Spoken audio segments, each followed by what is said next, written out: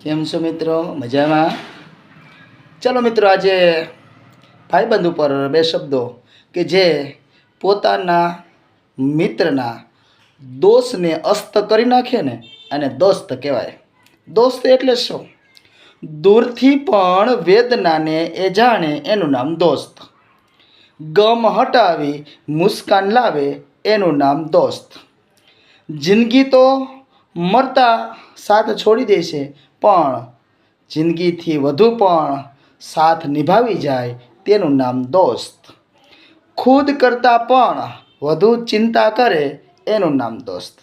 તમારી જવાબદારીઓનો જવાબ નિભાવી જાય ને એનું નામ દોસ્ત. નિખાલસતા અને સચ્ચાઈથી સાથે રહે ને તેનું નામ દોસ્ત.